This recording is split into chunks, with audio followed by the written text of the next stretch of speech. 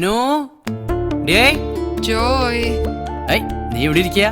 ഞാൻ ഫാക്ടറിന്ന് ഓഫീസിലേക്ക് വന്നപ്പോഴേക്കും നീ ഇങ്ങോട്ട് പോകുന്നു പറഞ്ഞു. അവിടെ വെയിറ്റ് ചെയ്യാറുന്നില്ല ഞാൻ പറഞ്ഞവരെ പടിയിലങ്ങനെ തല ഇറങ്ങി വീണിരുന്നെങ്കിലോ? അത്രക്കൊന്നും ഇല്ല. ഓക്കെ. ഈ സമയത്ത് റെസ്റ്റ് വേണ്ടേ? കാലൊക്കെ വെച്ചോ? എന്നാലും ഇത് ഭയങ്കര സർപ്രൈസ് ആയി പോയിട്ടാ. എന്നതാ? ഒരു സർപ്രൈസ് ഇങ്ങോട്ട് തരുമ്പോ വേറൊരു സർപ്രൈസ് അങ്ങനുണ്ട്. ജോയ് എന്നേക്ക് പറയുന്നേ? Congratulation and celebration and imagination. അല്ല, ഇയാൾക്ക് ഇപ്പൊ എന്താ പ്രശ്നം? അതൊക്കെ പറയാം, നീ ആദ്യം മധുരം കഴിക്കേ. 1 മന്തായി ഞാൻ നോട്ട് ചെയ്യണ നിന്റെ മോന്തയ്ക്കൊരു പെയിൽനെസ് ഇട്ടാ. ഈ ഒരു ഡേക്ക് വേണ്ടിട്ട് എത്ര നാളായി ഞാൻ കാത്തിരിക്കണമെന്നറിയോ? ഒരു കുഞ്ഞിക്കാല് കാണാൻ. നീ കഴിക്കേ. അയ്യടാ, ആ പൂതി അങ്ങ് മനസ്സിൽ വെച്ചാ മതി. കുഞ്ഞിക്കാല കാണാൻ വന്നേക്കുന്നു. അപ്പൊ നീ പ്രഗ്നന്റ് ആയിട്ടല്ലേ തല ചുറ്റി വീണേ? നീ ഛർദിച്ചു എന്ന് പറഞ്ഞല്ലോ കൂടെ വർക്കണ ഗർഭിണി പെണ്ണ്. 2 ദിവസമായിട്ട് 18 മണിക്കൂർ വെച്ചിട്ടാ ഞാൻ അവിടെ ഓഫീസിൽ ജോലി ചെയ്യുന്നത്. കൂടാതെ മന്ത്ലി ടാർഗറ്റ്സിന്റെ പ്രഷർ വേറെ. ജോയ്ക്ക് ഇത് വല്ലതും അറിയണോ? അത്രയുള്ളൂ? ഞാൻ വെറുതെ കൊറേ സ്വപ്നം കണ്ടുപിടിയേ. അത്ര ഉള്ളൂ എന്നാ? ഞാൻ തലയിറങ്ങി വിടാൻ നിങ്ങൾക്ക് അത്ര ഉള്ളൂ? കുഞ്ഞിക്കാല് കാണാത്രേ. ഇനി ഈ പ്രോബ്ലംസിന്റെ ഇടയിൽ കൂടെ ഒരു കുട്ടിയും കൂടെ കൊണ്ടുവരാത്തതിന്റെ കുറവേ ഉള്ളൂ. ആ റിസ്ക് എന്തായാലും ഞാൻ എടുക്കില്ല. എടുക്കണ്ടെങ്കിൽ ഉണ്ടോ? ഞാൻ വിചാരിച്ചു 2 മാസമായിട്ടൊന്നും നടന്നിട്ടില്ല. നീ ഇത് കഴിക്കേ, എന്തായാലും മേടിച്ചല്ലേ. എന്തായിരുന്നു എന്നെ പെണ്ണ് കാണാൻ വന്ന സമയത്ത് പറഞ്ഞേ? ഒന്നുകിൽ അംബാനിയുടെ ഭാര്യ അല്ലെങ്കിൽ പ്രാന്തന്റെ ഭാര്യ. അത് കഴിഞ്ഞിട്ട് മതി കൂട്ടി. മതി. നീ 10 ദിവസം ലീവ് എടുത്തോ ഈ പേരും പറഞ്ഞു. നല്ല റെസ്റ്റ് കിട്ടുമല്ലോ. എന്നിട്ട് വേണോ ഉള്ള ജോലിയും കൂടെ പോവാൻ. ആകപ്പാടെ ഉള്ളത് മാസാമാസം കിട്ടുന്ന ശമ്പളം. അത് ശരിയാ ജോയേട്ടാ. ഞാൻ അങ്ങനെ നീ എന്തിനു പിടിച്ചേ? ഭയങ്കര സ്പീഡാ. അഞ്ചേ കാര്യങ്ങളൊക്കെ ഓക്കെ അല്ലേ? ആശുപത്രി പോണെങ്കിൽ വണ്ടി താഴണ്ടിട്ടാ. നിന്നെ ഇന്ന് ഞാൻ നിങ്ങൾ വന്നേ. നീ റെസ്റ്റ് ചെയ്തേനോ? പച്ചമാങ്ങ വേണേ വീട്ടിലുണ്ടിട്ടാ. എന്തെങ്കിലും പ്രശ്നമുണ്ടോ? എന്താണ് ജോയേട്ടാ ഹാപ്പി അല്ലേ? ഹാപ്പിയാണ്. ആകെ പേടിച്ചുടാ, സംഭവം മറ്റാണെന്ന് വിചാരിച്ചിട്ട്. അപ്പൊ ഇല്ലേ ഒരു തേങ്ങയില്ലേ, ഇത് ഓവർ സ്ട്രെയിൻഡാ. ഗ്രീനുവേ, ഫസ്റ്റ് നൈറ്റിൽ ഞാൻ അനുവിന്റെ അടുത്ത് വെച്ച കണ്ടീഷൻ എന്താണെന്ന് അറിയാം നിനക്ക്? എന്തുട്ടാ മോളെ അനുവേ, നമുക്ക് ഫസ്റ്റ് ഒരു കുട്ടി ഉണ്ടാകുന്നതിന് മുമ്പ് 1 crore ബാങ്കിൽ ബാലൻസ് വേണട്ടാ. ഇതെന്റെ ഫൈനൽ ഡിസിഷൻ ആണ്. ഈ ഡയലോഗ് കച്ചതും അവളുടെ മോന്ത കണ്ണം ബൾബായി. നിങ്ങളെ പോലെ നിങ്ങക്ക് പറ്റൂ ജോയേട്ടാ. നിങ്ങളെ ഇമിറ്റേറ്റ് ചെയ്ത് പെണ്ണ് കാണാൻ പോയിട്ട് കംപ്ലീറ്റ് നാറ്റക്കേസായി. അത് ചോദിക്കാൻ മറന്നൂടാ. അതെന്താടാ പോയിട്ട്? പണ്ട് ജോയേട്ടൻ അനുചേച്ചിയോട് പറഞ്ഞ പോലെ 1-2 ഡയലോഗുകൾ ഞാനും കാച്ചു നോക്കി. പേറ്റ് കാണുമല്ലോ. തേങ്ങയാണ്. കുട്ടി പേടിച്ച് കരച്ചിലായില്ലേ? കുട്ടിയുടെ അച്ഛന്റെ തല്ലിട്ടായിരുന്നു എന്റെ ഭാഗ്യം. സാരില്ലടാ, നിനക്കിനിയും ടൈം ഉണ്ടല്ലോ. ഗ്രീനുവേ, ഞാൻ ഇത്ര ചെറുപ്പത്തിലെ കല്യാണം കഴിച്ചതിന്റെ കാര്യം എന്താണെന്നറിയാം നിനക്ക്? എന്നിട്ടാ കുട്ടിയോള് വലുതാകുമ്പോ ജോയേട്ടനെ എങ്ങനായിരിക്കാല്ലേ? പോടാ പോത്തെ അവിടെ നിന്ന്. ചെറുപ്പത്തിലെ ഫാമിലിയുടെ റെസ്പോൺസിബിലിറ്റീസ് എടുക്കാനല്ലേ? നെവർ. പിന്നെന്തുട്ടാ ജോയേട്ടൻ തന്നെ പറ. നമ്മള് ചെറുപ്പത്തിലെ കല്യാണം കഴിച്ചാൽ ഒരു ഗുണം എന്താ വെച്ചാ, ഇൻ കേസ് ആ റിലേഷൻഷിപ്പ് വർക്ക്ഔട്ട് ആയില്ലാച്ചാലും നമുക്ക് വേറെ കെട്ടിക്കൂടാ. നമ്മള് സ്റ്റിൽ യങ്ങല്ലേ? അതേ മനസ്സിൽ വെച്ചാ മതി. അവിടെ ശ്രദ്ധിക്കണ്ട, എടുത്ത് ചവിട്ടി കൂട്ടും. അനു മോളെ, ഒരു 200 ഉണ്ട് അതിന്റെ കയ്യില്. ലഡുവിന്റെ കാശ് കൊടുത്തിട്ടില്ലടി. എന്റെ ജോയേട്ടാ.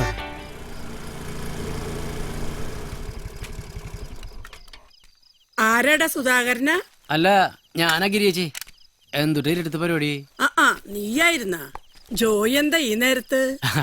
ഈ നേരത്തല്ലേ വക്കീലിനെ ഒന്ന് സ്വസ്ഥായിട്ട് കാണാൻ പറ്റുള്ളൂ. ആളോടെ? അവളൊരു സിനിമയ്ക്ക് പോയിട്ട് എപ്പ ഇങ്ങോട്ട് വന്ന് കേറിയുള്ളൂ. ഒറ്റയ്ക്കാ? ഞാൻ പറഞ്ഞ കേക്കണ്ട എന്റെ ജോയിയെ. ഇവളൊരാളുടെ കയ്യിൽ പിടിച്ച് ഏൽപ്പിക്കാന്ന് വെച്ചാ ഒരു എണ്ണത്തിന് അവൾക്ക് പിടിക്കില്ല. മോഡേൺ ടൈംസ് അല്ലേ ഗിരിയേച്ചി? വക്കീലിന് പറ്റിയൊരു ചുള്ളനെ നമുക്ക് എവിടെന്നെങ്കിലും കണ്ടുപിടിക്കാം. ഗിരിച്ച് താഴേക്ക് ഇറങ്ങിയ ഈ വയസ്സങ്കാലത്ത് ഇതിന്റെ മേളിൽ നിന്ന് പേരന്റ് താഴേക്ക് വീഴാത്തന്നെ കുറവേ ഉള്ളൂ. എന്റെ അമ്മേ, ഇത് പിടിക്ക്. വെറുതെ ഇരിക്കുമ്പോഴേ കൈനും കാലിനൊക്കെ ഒരു തരിപ്പ് എന്റെ ജോയിയെ. TV കണ്ടിരുന്നൂടെ? ഗിരിയേച്ചിയുടെ മന്ദാരപ്പൂവിന്റെ ടൈമല്ലേ ഇപ്പൊ? 8000 എപ്പിസോഡല്ലേ ആയുള്ളൂ. TV സീരിയല് കാണലൊക്കെ നിർത്തി. ഈ കാണിച്ചെന്നെ കാണിച്ച് മടുപ്പായി. രാത്രിയിൽ ഞാൻ ന്യൂസ് നൈറ്റ് കാണും.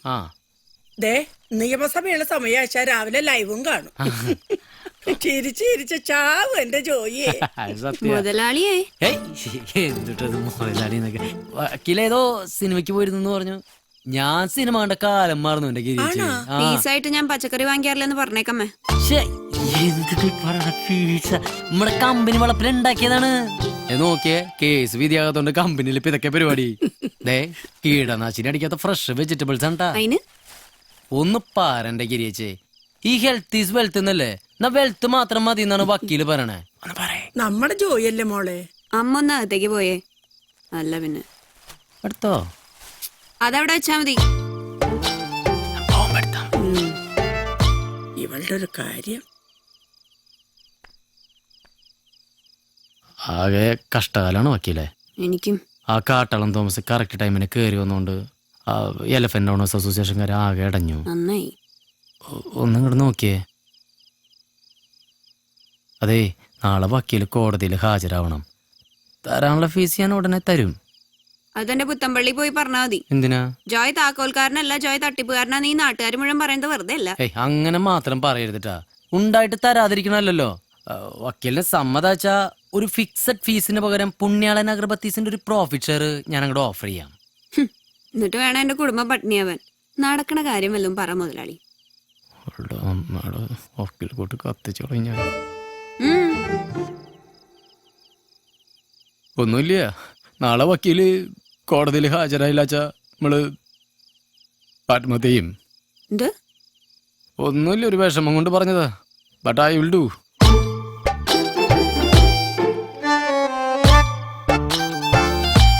അതെ, നിങ്ങളീ കാണിക്കുന്നത് കംപ്ലീറ്റ് അടവാന്ന് എനിക്ക് അറിയാണ്ടല്ല. എന്നാലും നോക്കട്ടെ. അത് മതി, അത് കേട്ടാ മാത്രം മതി. പിന്നെ വക്കീല് ഏത് സിനിമയ്ക്കാ പോയ? ഡ്രാക്കുളയാ? മുതലാളി ചെല്ല്. പോകുമ്പോ ഈ സഞ്ചിയും കൂടി എടുത്തിട്ട് പോയിക്കോ. അല്ലെങ്കിൽ അടുത്ത പ്രാവശ്യം വരുമ്പോ അതിന്റെയും കൂടി കണക്ക് ഞാൻ കേൾക്കേണ്ടി വരും. ഈ സൈസുള്ള കുറച്ച് കക്ഷികളെ കിട്ടിയ വക്കീൽ പണി എടുത്തു പോകും വേഗം. സഞ്ചി എടുക്കാൻ മറക്കണ്ട.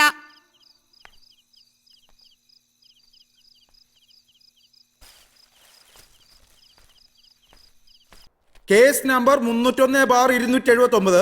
വാദി ജോയ് താക്കോൽക്കാരൻ. പ്രതി തൃശൂർ ദേവസ്വം പ്രസിഡന്റ് വടക്കേ വീട്ടിൽ രവീന്ദ്രൻ നായർ. ആ സുഖം തന്നെയല്ലേ താക്കോൽക്കാരാ? വലിയ കഷ്ടത്തിലാണ് യുവർ ഓണർ. ഇത്തവണെങ്കിലും അനുകൂലമായിട്ടുള്ള ഒരു വിധി ഉണ്ടാവണം.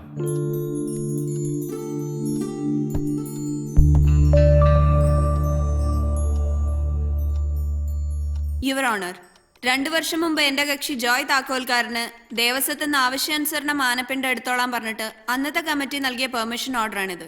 റീസബ്മിറ്റിംഗ് പ്ലീസ് യുവർ ഓണർ.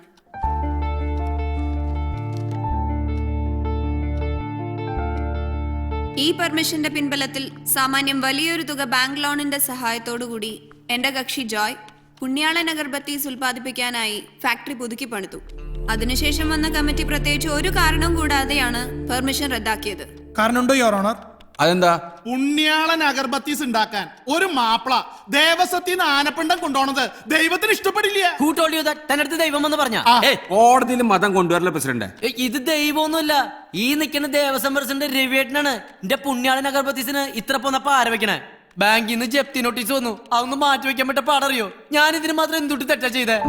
കഴിഞ്ഞ 1.5 കൊല്ലായി ഈ കേസ് അങ്ങോട്ട് ഇങ്ങോട്ട് തട്ടി കളിക്കണം. ഇന്ന് എനിക്കൊരു ഉത്തരം കിട്ടണം, അല്ലെങ്കിൽ ഈ ഉത്തരത്തിന് ഞാൻ കെട്ടി തൂച്ചാവും. ഇവിടെ അല്ല, outside. Back to the point. ഒരു ഇമീഡിയറ്റ് ഡേറ്റിൽ എന്റെ കക്ഷിക്ക് ദേവസ്വത്തിന് ആനപ്പിണ്ടം എടുക്കാനുള്ള വിധി ഉണ്ടാവണം യുവർ ഓണർ. അതല്ലെങ്കിൽ തത്തുല്യമായൊരു നഷ്ടപരിഹാരം ദേവസ്വത്തിന്റെ ഭാഗത്തു നിന്ന് ഇദ്ദേഹത്തിന് കൈമാറാനായി ഉത്തരവുണ്ടാവാൻ താഴ്മയായി അപേക്ഷിക്കുന്നു. ഒബ്ജെക്ഷൻ. വെറുതെ ഒബ്ജക്റ്റ് ചെയ്തിട്ട് കാര്യമില്ലല്ലോ.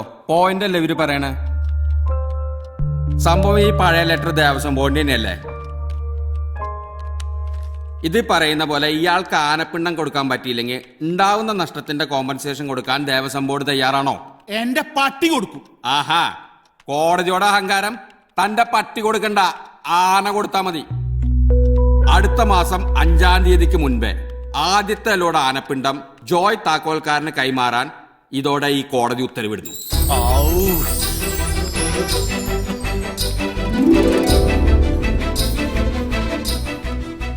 തുടർന്നുള്ള ഓരോ തിങ്കളാഴ്ചയും ജോയ്ക്ക് ദേവസ്വത്തിൽ നിന്നും ആനപ്പിണ്ടം കളക്ട് ചെയ്യാവുന്നതാണ്. ഇവിടുത്തെ തീരുമാനം. ഇവിടുത്തെ ഇനി ഒരു അക്ഷരം പറഞ്ഞാൽ താൻ ജയിലിൽ കിടക്കും. എന്റെ കോടതി കണ്ടോ ഇത്? Next case.